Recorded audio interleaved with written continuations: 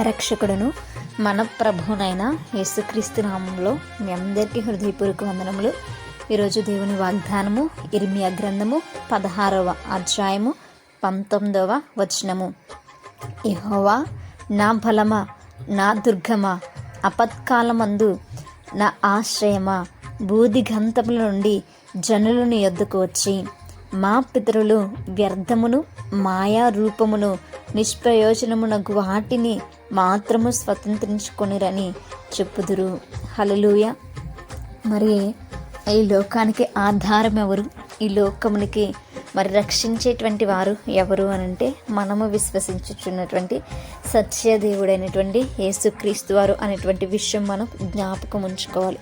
మరి ఆయన మరి తండ్రి అయినటువంటి దేవుడిగా ఆ రోజున మనకి యెహోవాగా మనకు పరిచయం కదా. మరి ఆ దేవుణ్ణి మనం ఈరోజు ఎరిగి ఉంటున్నాం కాబట్టి ఆయన మనకు బలమైనటువంటి దేవుడు, ఆయన ఆశ్రయముగా మరి మనకు తోడుగా ఉన్నటువంటి దేవుడు కనుక మనము మరి ఎవరిని కూడా ఆశ్రయించేటువంటి వారముగా ఉండకూడదు. మనము దేవుని సన్నిధానంకి వచ్చి ఆయననే మనము దుర్గముగా అనగా మనల్ని రక్షించేటువంటి దేవుడిగా ఆయన్ను మనం ఆరాధించాలి. ఆయనే మన యొక్క ఆపత్కాల సమయంలో నుంచి మనల్ని విడిపించేటువంటి గొప్ప నాయకుడిగా మనము ఆయన్ని పూజించవలసినటువంటి వారము ఉందాం. ఆయన కల్పించినటువంటి ఆశ్రయం అనగా ఆయన రెక్కల చాటునికి వచ్చి మనము భద్రపరచబడేటువంటి బిడలముగా మనం ఉండాలి. కేవలము ఆయన ఇజ్రాయేలుకు మాత్రమే దేవుడు కాదు అనేటువంటి విషయాన్ని మనం జ్ఞాపకం చేసుకోవాలి.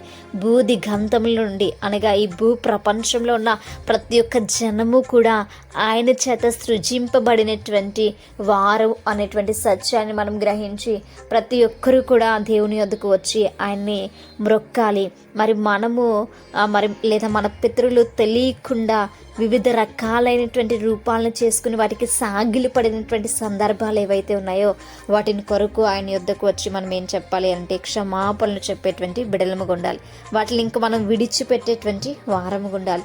ఎందుకు అనంటే అవి మనల్ని అపవిత్రపరిచేవి, అవి మనము తయారు చేసుకున్నాయి, కానీ అవి మాత్రం కూడా దైవములు కానివ్వరు. కనుక మన తప్పుని మనం తెలుసుకుంటూ మనము మరి నిజమైనటువంటి దేవుని ఎదుట మనం సాగిలిపడి ఆయన్ను బ్రతిమాలుకునేటువంటి వారముగా, ఆయనకు విజ్ఞాపన ధ్వని చేసేటువంటి బిడలముగా, ఆయన మహిమను గుర్తెరిగినటువంటి వారముగా, ఘనకార్యములను జరిగించేటువంటి వారముగా మనం ఉండాలి. మరి అలా ఉండాలి అంటే మొట్టమొదటిగా ఆయన వాక్యానికి మనము మరి స్థానం ఇచ్చేటువంటి వారముగా ఉండాలి. ఆయన నిజమైనటువంటి దేవుడు అనే సత్యాన్ని గ్రహించినటువంటి వారముగా ఉన్నప్పుడు మాత్రమే మరి మనము ఆయన్ను వెంబడించగలుగుతాం, మనము ఆయన ఎదుకు రాగలుగుతాం. కనుక మనము ఎల్లప్పుడూ కూడా దేవుని పైన ఆధారపడదాం. ఆయన తప్ప మరొక దైవము లేడు అనేటువంటి విషయాన్ని జ్ఞాపకం ఉంచుకుందాం. అటువంటి కృప దేవుడు మనందరికీ కూడా అనుగ్రహించునుగాక. మేము ప్రార్థించుకుందాం. పరిశుద్ధుడా, మహాగణుడా, మీకు వందనాలు. సర్వాధిపతి అయినటువంటి మా గొప్ప దైవమా, మీకు స్తోత్రాలు ప్రభువా.